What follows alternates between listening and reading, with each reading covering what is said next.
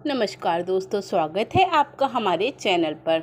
दोस्तों, भाद्र माह की पूर्णिमा से श्राद्ध पक्ष शुरू हो जाता है और दोस्तों यह अश्विनी माह की अमावस्या पर समाप्त होता है। इस बार श्राद्ध पक्ष 29 सितंबर से 14 अक्टूबर तक रहेंगे। दोस्तों, यह दिन हमारे पितरों को समर्पित होते हैं। इन दिनों को कनागद, श्राद्ध पक्ष आदि नामों से जाना जाता है। इसके नाम से ही स्पष्ट होता है पितृपक्ष। दोस्तों, ये पितरों का पक्ष होता है। इन दिनों में आप अपने पितरों के लिए पुण्य दान करते हैं, जिससे उनकी आत्मा को शांति मिलती है और दोस्तों आपके घर में बरकत बनी रहती है। इन दिनों में दोस्तों हम अपने पितरों की आत्मा की शांति के लिए श्राद्ध और पिंडदान आदि करते हैं। ऐसा माना जाता है यदि आप पितृपक्ष में श्राद्ध नहीं करते हैं तो आपको पितृदोष लग जाता है और दोस्तों आपके घर की बर्बादी शुरू हो जाती है।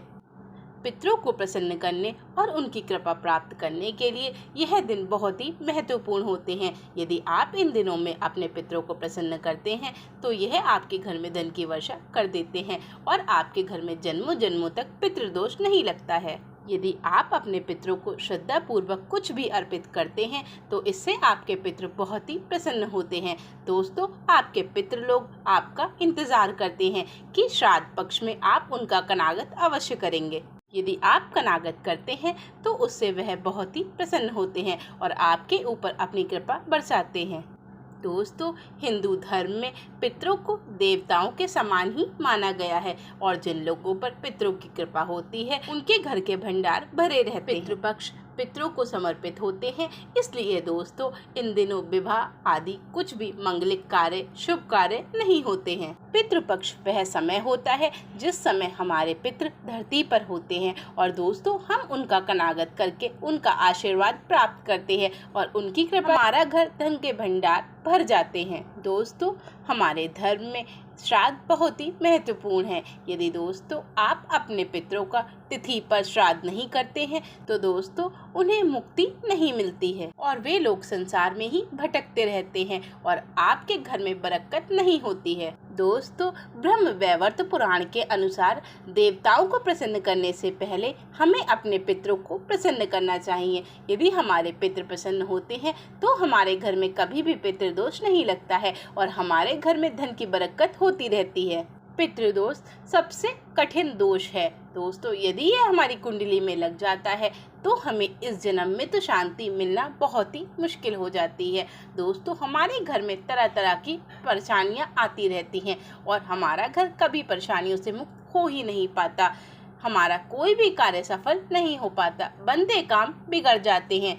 इसलिए दोस्तों अपने पितरों का श्राद्ध करना बहुत ही ज्यादा आवश्यक होता है। श्राद्ध पक्ष के दौरान दोस्तों कुछ दिनों के लिए यमराज पितरों को आजाद कर देते हैं। ऐसा कहा जाता है दोस्तों कि जिस घर के पितर अपने परिवार के लोगों से खुश होते हैं उस घर के लोगों को देवी देवताओं का भी आशीर्वाद मिलता है। दोस्तों, ऐसा माना जाता है जिस घर के पितर अपने परिवार के लोगों से खुश नहीं होते हैं उन्हें पितृदोष का श्राप मिलता है।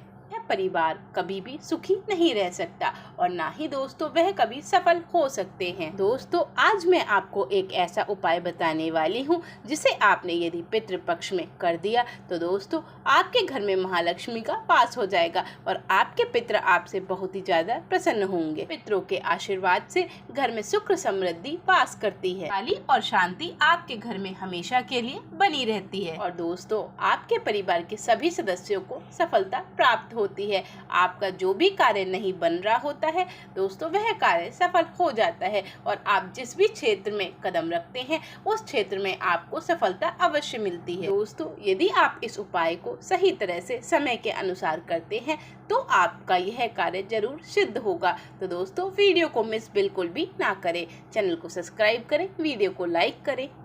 दोस्तों, वैसे तो आपको यह उपाय रोजाना करना चाहिए, परंतु यदि आप 16 दिन तक रोजाना नहीं कर सकते हैं तो दोस्तों आप इस उपाय को पितृपक्ष की पूर्णिमा और पितृपक्ष की अमावस्या के दिन अवश्य करें। पितृपक्ष की एकादशी और आपके पितरों की जो भी मृत्यु की तिथि हो उस तिथि पे यह उपाय अवश्य करें। दोस्तों, यह उपाय आपको संध्या काल के समय करना है। दोस्तों, उपाय करने से पहले आप अच्छे से स्नान आदि कर लें और दोस्तों दोस्तों उसके बाद स्वच्छ वस्त्र धारण करें। तब दोस्तों आपको एक दिया लेना है। दिया चाहे मिट्टी का हो या पीतल का। फिर दोस्तों उसमें आपको एक रुई की बाती लगानी है और दिए में तेल डालना है। यदि दोस्तों आपके घर में घी उपलब्ध है तो दोस्तों घी दिए का ही, तो दोस्तों दिया घी का ही जलाएं। यदि आपके पास घी उपलब्ध नहीं है तो आप तेल का भी दिया जला सकते हैं, परंतु दोस्तों अन्यथा किसी भी तेल का दिया नहीं जलाना है। और दोस्तों इस दिए में थोड़े काले तिल अवश्य डालें। और दोस्तों आप अपने घर की दक्षिण दिशा में मुंह करके आसन डालकर बैठ जाए और दोस्तों उस कोने में ही दिया को जला कर रखें, क्योंकि दोस्तों दक्षिण दिशा पितरों की दिशा होती है। दोस्तों यदि आपके घर की दक्षिण दिशा में बाथरूम, किचन या वॉशरूम बना हुआ है तो दोस्तों आप अपने रसोई घर की दक्षिण दिशा का प्रयोग कर सकते हैं। यदि आपकी रसोई की दक्षिण दिशा भी खाली नहीं है तो दोस्तों आप अपने कमरे की दक्षिण दिशा में यह उपाय कर सकते हैं। और दोस्तों आपको दिए को कुछ इस तरह जलाना है कि दिए की जो बाती है मतलब कि लौ वो दक्षिण दिशा में ही होनी चाहिए। और दोस्तों दिए को सीधे जमीन पर ना रखें। दिए के नीचे थोड़े से अक्षत अवश्य रख लें। अक्षत मतलब चावल दिए के नीचे अवश्य रख लें।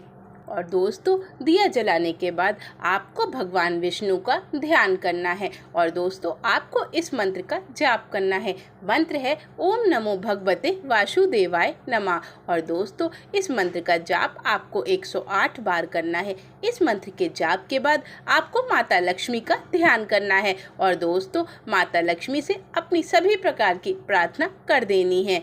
और दोस्तों भगवान से अपने पितरों की आत्मा की शांति के बारे में आपको प्रार्थना करनी है और उसके बाद आपको अपने पितरों को प्रणाम करना है। और दोस्तों उसके बाद आपको अपने पितरों से पितृदोष से मुक्ति के लिए प्रार्थना करनी है।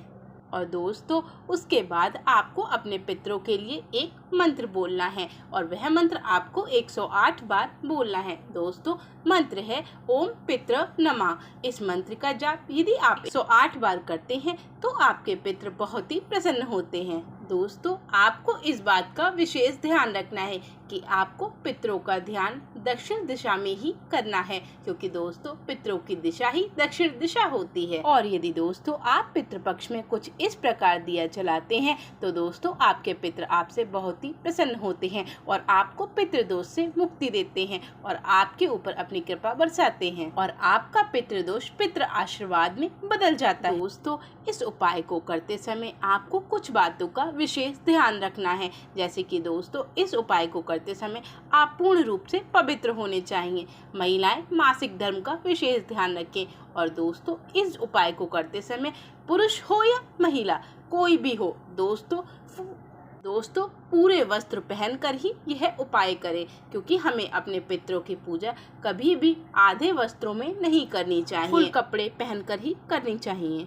दोस्तों ऐसा जरूरी नहीं है कि एक ही सदस्य आपके घर का यह उपाय कर सकता है। कोई भी सदस्य हो वह यह उपाय कर सकता है, बस यह उपाय करना आवश्यक है। जरूरी नहीं कि यह उपाय महिला ही करे या पुरुष ही करे। और दोस्तों आपको इस बात का विशेष ध्यान रखना है कि पितृपक्ष में आप किसी भी प्रकार का तामसी भोजन, मांस, मछली, शराब आदि का सेवन बिल्कुल भी ना करें, इससे आपको पितृदोष लगता है। तो दोस्तों आज के लिए बस इतना ही। धन्यवाद।